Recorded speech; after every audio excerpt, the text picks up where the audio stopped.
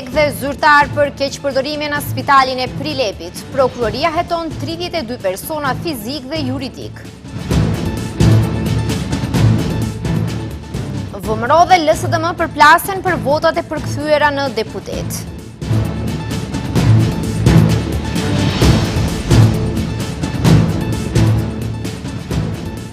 Liderët e Ballkanit Perëndimor takohen me mbretin britanik në kuadër të samitit të procesit të Berlinit.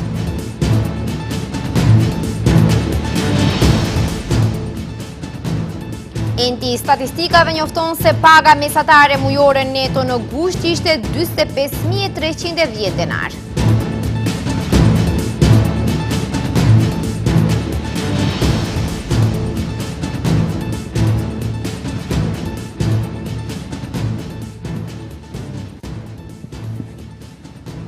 Përshëndetje të nderuar shikues dhe mirë se takohemi me lajmet orës 15:55 në televizionin Shenja. 25 persona fizik, mes të cilëve edhe ish drejtoresha e spitalit dhe 7 subjekte juridike, po hetohen për keqpërdorime në spitalin e Prilepit. Prokuroria për 6 persona kërkon paraburgim, kurse për 19 të tjerë caktim të masave të kujdesit. Prokuroria informoi se ata përmes ndryshimeve të paligjshme të urdhër pagesave dëmtuan buxhetin e spitalit për rreth 43 milion denar ose mbi 700.000 euro. Prokuroria Themelore Publike Prilep dha urdhër për kryerjen e procedurës hetimore kundër 16 personave fizik dhe 7 subjekteve juridike, ndërsa 9 persona të tjerë dyshohen për vepra që ndiqen me procedurë të shkurtuar. Prokuroria për 6 persona kërkon paraburgim, kurse për 19 të tjerë caktim të masave të kujdesit. Dyshohet që buxheti të spitalit Borka Talevski të ju kenë shkaktuar dëm prej mbi 700.000 eurosh. Të dyshuarit, mes të cilëve edhe ish drejtoresha, udhëheqës edhe të punësuar tjerë në spital, por edhe drejtues të subjekteve të dyshuara juridike, përmes procedurës për prokurime publike, për servisim të veturave, pastrime të hapësirave të punës, servisim të rrjetit të furnizimit me ujë, shërbime të lyerjes, sigurim fizike, rindërtimin e raportit të sëmundjeve infektive, pra përmes ndryshimeve të paligjshme të urdhër pagesave, i shkaktuan dëm total buxhetit të spitalit të Borka Talevski, prej 42.726.978 denarësh. Qëllimi i të dyshuarve sipas prokurorisë ka qenë përfitimi personal i të dyshuarve dhe të personave të tjerë. Ekziston dyshim i bazuar se të dyshuarit, si bashkëpunëtor kanë marrë pjesë në veprime që me vëtëdije kanë shkelur rregullorin e prokurimit publik në spitalin e përgjithshëm të Prilepit, me qëllim arritjen e përfitimit të konsiderueshëm material për veten e tyre ose të tjerët, gjithsesi që të shkaktojnë dëm të konsiderueshëm material spitalit, gjë që mbështetet edhe në gjetjet e raportit të entit shtetëror të revizionit. Sipas njoftimit të prokurorisë, ata dyshohen për veprat penale, keqpërdorimi i procedurës për thirrje publike, dhënie të kontratës së prokurimit publik ose partneritetit publiko-privat, si dhe përveçsim në detyrë. Gjithashtu janë të përfshira edhe veprime për punë të pandërgjegjshme, keqpërdorim të detyrës zyrtare dhe autorizimit, falsifikim ose shkatërrim të librave aferiste dhe vepra të tjera penale për disa nga të dyshuarit, të cilët gjithashtu shtojnë se po hetohen nga prokuroria. Policia zhvilloi një aksion të madh policor në disa lokacione të Shkupit. Nga Prokuroria për ndjekjen e krimit dhe korrupsionit thonë se aksioni ka të bëjë me arrestimin e personave që dyshohen për fajde dhe pastrim parash. Në udhëheqjen e prokurorit të rastit nga Prokuroria Publike Themelore për ndjekjen e krimit dhe korrupsionit, njësitë e MPB-s po kryejnë mbastisje në disa lokacione në Shkup. Bëhet fjalë për persona të dyshuar për të cilët ekziston dyshim bazë se kanë kryer veprën penale të fajdes dhe të pastrimit të parave. Detajet e tjera do të bëhen publike pas përfundimit të aksionit, thonë nga prokuroria. VMRO dhe LSDM janë përplasur për numrin e votave të përkthyera në deputet. VMRO thotë se nëse nesër do të kishte zgjedhje parlamentare, ata do të fitonin 60 deputet. LSDM i është kundër përgjigjur VMRO-s duke i quajtur këto llogari përpjekje për manipulim. Ata thonë se nëse nesër do të kishte zgjedhje parlamentare, VMRO nuk do të kishte më shumë se 52 deputet, ndërsa LSDM të paktën 21 deputet. Pas përfundimit të rrethit të parë të zgjedhjeve lokale, skena politike në Republikën e Maqedonisë së Veriut është ndezur sërish me debate, akuza dhe përplasje të pushtetit dhe opozitës. VMRO-DPMNE sot ka deklaruar se nëse nesër do të mbaheshin zgjedhjet parlamentare, duke ju referuar rezultatit në zgjedhjet lokale. VMRO do të kishte mbi 60 deputet, ndërka që LSDM do të ishte partia e tretë në disa njësi zgjedhore. Sipas tyre, populli ndëshkoi LSDM dhe bëri që të jetë në disa vende në shtet, si dhe në qytetin e Shkupit, partinë e tretë, të katërt dhe madje të pestë. VMRO e shpall veten fituese absolute duke u mburur me 300.000 vota dhe me më shumë se 550 këshilltar në të gjithë vendin. Në këtë zgjedhje, VMRO-DPMNE fitoi 12.000 vota më shumë se në vitin 2021, ndërsa LSDM u fundos me minus 111.000 vota. Kjo është një humbje që pasqyron më së miri mosbesimin e qytetarëve ndaj politikanëve të tyre të dështuara, qeverisë si e kompetente dhe personelit jo kualitativ. VMRO-DPMNE është partia me mbështetjen më të madhe në 59 komuna dhe qytetin e Shkupit dhe në shumicën e tyre ka shumicë absolute në këshilla. Nga ana tjetër, LSDM është kundër përgjigjur VMRO-s duke i quajtur këto llogari përpjekje për manipulim. Ata thonë se nëse nesër do të kishte zgjedhje parlamentare, VMRO nuk do të kishte më shumë se 52 deputet, ndërsa LSDM të paktë 21 deputet. Sipas LSDM-s, përpjekjet e dëshpëruara për manipulim janë rezultati i tronditjes që përjetuan dhe rënjes së mbi 140.000 votave, që siç thonë ata, është një sinjal i qartë se gënjeshtrat dhe politikat e tyre të gabuara janë lezuar. VMRO-DPMNE do të kishte 52 deputet dhe LSDM-ja 21. Ata humbën 140.000 vota dhe po gënjejnë kotë me matematika të gëzueshme. VMRO-DPMNE nuk mund të afshë rënjën e saj dhe shifrat janë të qarta dhe të pamëshishme ndaj tyre. Analiza e deputetëve sipas votave është një operacion i saktë matematikor që tregon qartë se VMRO-DPMNE do të binte në 52 deputet dhe LSDM do të kishte të paktën 21. Në këtë duel politik ku numrat përdoren si armë dhe retorika si mburoj, të dyja partit duket se kanë kaluar tashmë nga analiza në fushat, ndërsa vendi hyn në raundin e dytë të zgjedhjeve lokale për disa komuna kyçe. Nga VMRO thanë se tani është koha për ta rumbullakosur këtë fitore të madhe në raundin e dytë, ndërsa nga LSDM thanë se LSDM vazhdon betejën e saj për 17 komuna të tjera. Në përballjen me kandidatin e LSDM-s në Kumanov, Maksim Dimitrievski Iznami do të ketë mbështetjen e partnerit të tyre në qeveri, koalicionit Vlen. Dimitrievski ka bërë të ditur këtë marrëveshje me anë të një publikimi në rrjetet sociale.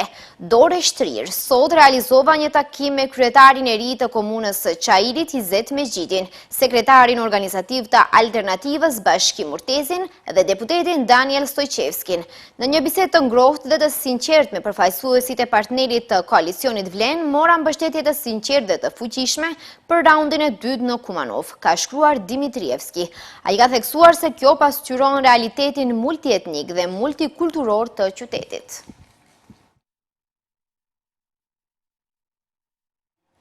Ka nisur sot fushata dhjetëditore për raundin e dytë të zgjedhjeve lokale. Fushata do të vazhdojë deri më 31 tetor, ndërsa më 1 nëntor vendi do të hyjë në heshtje zgjedhore. Kandidati për kryetar të qytetit të Shkupit nga radhët e VMRO-DPMNE-s Orse Gjorgjevski tha se Shkupi nuk ka nevojë për eksperiment. Pas një pauzë të shkurtër, qetësia politike në Maqedoninë e Veriut përfundoi. Rrethi i dytë po afrohet me hapa të shpejtë, ndërsa kandidatët që arritën të kalojnë në rrethin e parë të votuesve ende nuk janë rikthyer në skenën zgjedhore. Por heshtja nuk do të zgjasë shumë, nga sot nisi një valë e re aktivitetesh, një rikthim i kandidatëve në terren me takime, prezantime publike dhe përpjekje për t'i bindur qytetarët me platformën e tyre. Fushata zyrtarisht do të vazhdojë deri më 31 tetor, ndërsa më 1 nëntor vendi do të hyjë në heshtje zgjedhore. Kandidati për kryetar të qytetit të Shkupit nga radhët e VMRO-DPMNE-s Orse Gjorgjevski sot ka mbajtur një takim koordinues me shumicën e këshillit në qytetin e Shkupit, i udhëhequr nga bartësi i listës Dame Dimitrievski. Gjorgjevski tha se në qytetin e Shkupit kanë siguruar një shumicë të këshillit stabile, ndërsa takimi me ta ishte konstruktiv dhe i drejtuar drejt hapave konkret pas marrjes së funksionit të qytetit. Shkupit e nevojitë stabilitet dhe zgjidhje sistematike për problemet e grumbulluara, jo eksperimente, por plan përgjegjësi dhe punë. Këshilli komunal do të jetë motori këtyre ndryshimeve, i përqendruar në interesin e qytetarëve. Gjergjevski theksoi se shumica do të udhëhiqet nga parimet e puna dhe përgjegjësia dhe çdo këshilltar do të ketë vendin dhe rolin e vet në zhvillimin e qytetit. Sipas tij, ribalancimi i parë i buxhetit do të fokusohet në rikthimin e funksionalitetit të qytetit, investime kapitale, përmirësimin e infrastrukturës, mjedis të pastër jetësor dhe stabilizimin e ndërmarrjeve publike, të cilat, siç tha ai, ndodhen në një kolaps serioz. Udhëheqës nga Ballkani Perëndimor janë takuar me mbretin britanik Charles III dhe kryeministrin Kramer në margjinat e samitit të procesit të Berlinit. Kryeministri Mickoski deklaroi se kanë diskutuar për miqësinë midis RMV-s dhe Mbretërisë së Bashkuar, stabilitetin, zhvillimin dhe mbrojtjen e natyrës. Samiti i procesit të Berlinit ka mbledhur në Londër udhëheqës nga Ballkani Perëndimor dhe Bashkimi Evropian. Pak para fillimit të samitit, udhëheqësit rajonal u takuan me mbretin britanik Charles III. Delegacione nga Shqipëria, Bosnia dhe Hercegovina, Kosova, Mali i Zi, Maqedonia e Veriut dhe Serbia po marrin pjesë në samitin e sotëm, një koqiri të cilit është kryeministri britanik Keir Starmer. Kryeministri i vendit Hristian Mickoski në rrjetin social Facebook tha se në takim me mbretin Charles III kanë diskutuar për miqësinë midis Republikës së Maqedonisë së Veriut dhe Mbretërisë së Bashkuar, stabilitetin, zhvillimin dhe mbrojtjen e natyrës. Ky takim është një njohje dhe respekt, por edhe një inkurajim për të vazhduar në rrugën e vlerave të përbashkëta, besimit dhe partneritetit. Në kuadër të procesit të Berlinit organizuar nga kryeministri Keir Starmer, kanë pasur disa takime që synojnë bashkëpunimin strategjik ekonomik dhe infrastrukturor me Mbretërinë e Bashkuar. Procesi i Berlinit i nisur në vitin 2014 synon të mbajë vendet e Evropës juglindore në rrugën e duhur drejt antarësimit në Bashkimin Evropian. Në samit marrin pjesë gjithashtu përfaqësues nga Gjermania, Franca dhe antarë të tjerë të Bashkimit Evropian. Sipas një deklarate nga Ministria e Jashtme britanike, liderët do të diskutojnë për stabilitetin, sigurinë dhe bashkëpunimin ekonomik në rajon, si dhe luftën kundër migracionit të paligjshëm. Avokati e MNAV Goran Nikolovski ka mbështetur vendimin e gjykatës civile që ndalon grevën në këtë kompani. Gjykata vërtetoi saktë se njoftimi i grevës nuk përmban një kërkesë për mbrojtjen e të drejtave të punësimit, ndërsa theksoi se organizimi i grevës është hakmarrje personale e kryetarit të sindikatës së kontrollorëve të trafikut ajror, Aleksandr Tasevskit.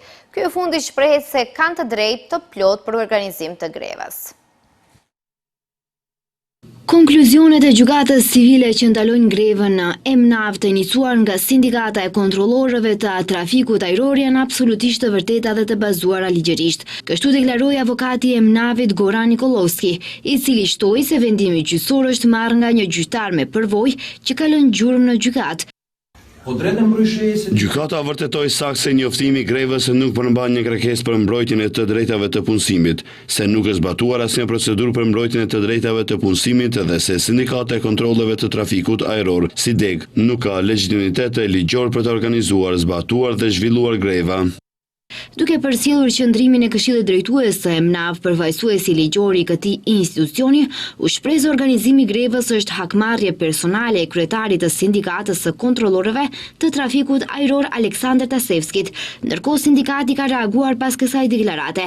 Ata hedhin poshtë pohimet e udhëheqësisë së MNAV-it se nuk kanë legjitimitet juridik për organizimin e grevës.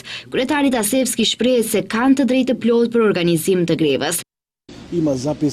Sipas ligjit, paraqet që çdo sindikat vertikalisht, qoftë sindikat punëdhënësish, sindikat dege apo lidhje sindikatave, ka të drejtë të organizojë grevë. Nga ky aspekt, edhe ne kemi të drejtë të plot. Lidhur me akuzat se greva bëhet për interesa personale të tij dhe lidhur me atë që në njoftimin për grevë mungojnë kërkesat, Tasevski theksoi se greva është paralajmëruar për shkak të mospërmbushjes së marrëveshjes së nënshkruar në vitin 2023.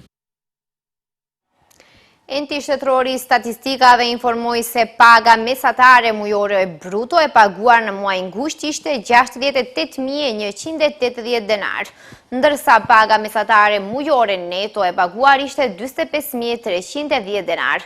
Në gusht të vitit 2025, krahasuar me gushtin e vitit 2024, paga mesatare mujore bruto e paguar për punonjës ishte 10.3% më lartë. Kjo rritje e detyrohet kryesisht rritjes së pagës mesatare mujore bruto të paguar për punonjës në sektoret, aktivitete shëndetësore dhe të mbrojtjes sociale për 14.9%, arsim për 14.8% dhe aktivitete administrative dhe mbështetëse të shërbimeve për 14.4%. Rritja e pagës mesatare mujore bruto për punonjës krahasuar me muajin e kaluar është shënuar në sektorët arte, argëtim dhe rekreacion për 5.3%, akomodim dhe aktivitete shërbimi ushqimor me 4.8% dhe miniera dhe nxjerrje guri për 4.6%.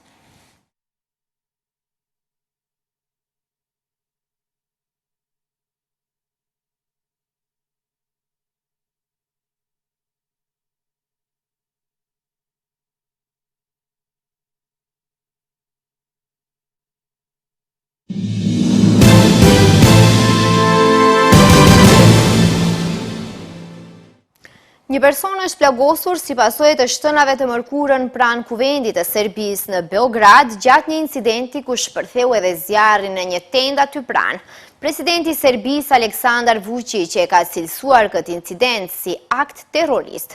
Duke folur në një ceremoni për nënshkrimin e një kontrate për ndarjen e fondeve për blerjen e shtëpive rurale, Vučić tha se i duhej të largohej nga kjo ngjarje për shkak të aktit terrorist para kuvendit të Serbisë. Ndërkohë zjarri në tendë u shua rreth mesditës pasi ndërhyn zjarrfiksit. Radio-televizioni i Serbisë raportoi se policia e arrestoi një burr para kuvendit në ndyshimin se e ka plagosur me armë zjarri një burr tjetër. Tenda, një nga disa që u vendosën këtë vit nga mbështetësit e Vučićit gjatë protestave kundër qeverisë, u doq plotësisht nga zjarri i cili u shoqërua me tym të dendur. Agjencia e OKB-s për refugjatët palestinezë raportoi sot për fushatat e vazhdueshme të shkatrimit dhe zhvendosjes me forcë të Izraelit në bregun perëndimor të pushtuar, transmeton Anadolu. E ardhmja e Gazës dhe bregut perëndimor janë një tërheqje në Gaza nuk duhet të bëhet mundësi për tu shtrënguar kontrollin e pushtimit diku tjetër, tha drejtori i kësaj agjencie. Një marrëveshje anë pushimi hyri në fuqi në Gaza më 10 tetor bazuar në një plan me faza të paraqitur nga presidenti SBA-s Donald Trump, që nga tetori vitit 2023, lufta gjenocidale izraelite ka vrarë mbi 68.200 palestinezë në enklav dhe ka plagosur më shumë se 170.300 të tjerë. Në bregun perëndimor të pushtuar, gjithashtu janë përjetuar rritje të ndjeshme të sulmeve gjatë së njëjtës periudhë, me të paktën 1.056 palestinezë të vrarë, rreth 10.300 të plagosur dhe më shumë se 20.000 të tjerë, përfshirë 1.600 të ndaluar, sipas shifrave zyrtare palestineze.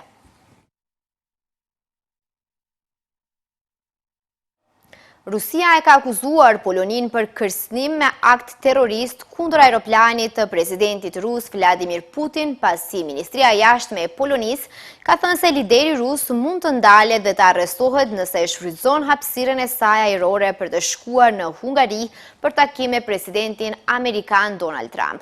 Polakët tani janë të gatshëm të kryejnë akte terroriste. Së fundmi kam dëgjuar ministrin e jashtëm polak tek ka kërcënuar se siguria e aeroplanit të Putinit nuk do të garantohej, po që se fluturon në hapësirën ajrore të Polonisë drejt Budapestit për samitin me Trump, ka thënë ministri i jashtëm rus Sergej Lavrov. Gjykata ndërkombëtare penale pati lëshuar urdhër arrest për Putinin në vitin 2023 për pushtimin e Ukrainës.